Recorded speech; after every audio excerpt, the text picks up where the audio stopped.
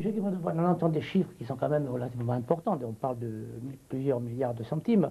Vous êtes un élu, vous êtes aussi responsable devant les électeurs, qui sont aussi des contribuables. Alors, est-ce que vous ne pensez pas souvent, il y a beaucoup le club a aussi des détracteurs encore, ça.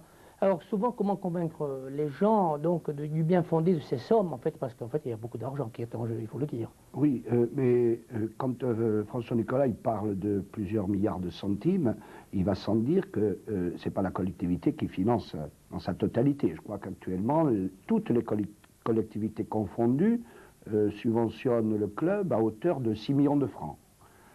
Je pense que 6 millions de francs, c'est une somme importante, mais qui est très bien absorbée par les différents budgets. Parce que non seulement ça fait vivre le Sporting, mais je pense que c'est d'autant plus important que le Sporting est quand même un vecteur économique de notre région.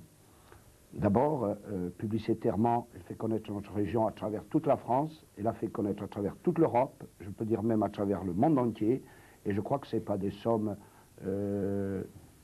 très importantes que l'on donne au Sporting. Par rapport à ceux qui nous apportent. Oui, puis aussi c'est une entreprise aujourd'hui, un club. Ça fait vivre aussi, il y a beaucoup d'emplois, François Nicolas, il y a beaucoup d'emplois induits à travers le club. Hein. Écoutez, le club emploie directement 53 personnes.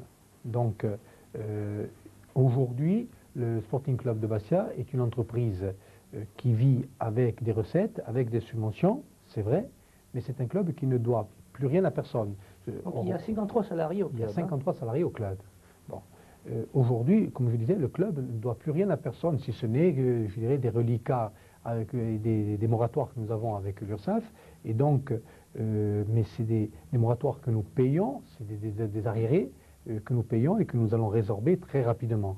Bon. En ce qui concerne les salaires, comme disait le président Le Gret tout à l'heure, M. Lavagne est là pour en témoigner, et il n'y a pas de problème. En ce qui concerne les primes de match, M. Lavagne est encore là pour en témoigner, il n'y a pas de problème. En ce qui concerne les charges sociales, elles sont payées régulièrement. Nous avons nos attestations que nous avons fournies à la DNCG, il n'y a plus de problème. Donc, je vous dis, le club aujourd'hui a retrouvé une crédibilité, et je crois que les 6 millions de francs que les 3 collectivités donnent, parce qu'il ne faut pas oublier que ce sont 3 collectivités qui le donnent, c'est la région, le département et la ville de Bastia. Je crois que si les 3 collectivités ensemble devaient faire une démarche publicitaire au niveau national pour retrouver l'impact qu'offre le Sporting Club de Bastia, je suis persuadé que cela coûterait beaucoup, beaucoup plus cher.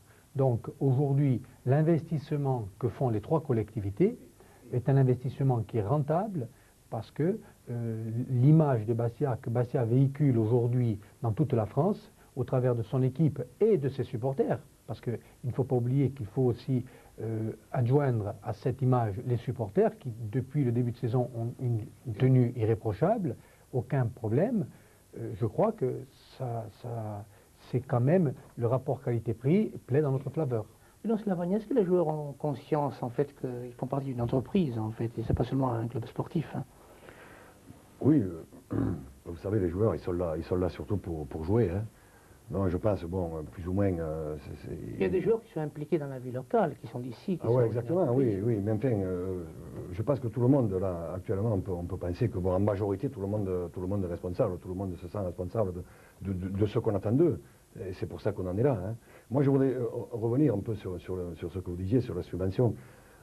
C'est vrai qu'on parle de Bastia actuellement, de l'équipe première, mais je pense quand même que l'investissement que l'on fait actuellement, disons, sur le club de Bastia, des collectivités, je veux dire, il ne faut pas oublier aussi qu'il y a les jeunes qui sont là, qui participent. On a un centre de formation, on est là quand même, toujours, on le montre encore cette année, qu'on a des jeunes quand même corses qui participent, je veux dire, qui ont joué à l'équipe première.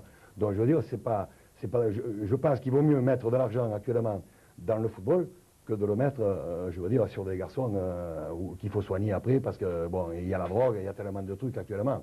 Donc je pense que l'investissement que l'on fait sur les jeunes, il vaut mieux voir des jeunes sur le stade que de les voir dans les cafés ou autre part.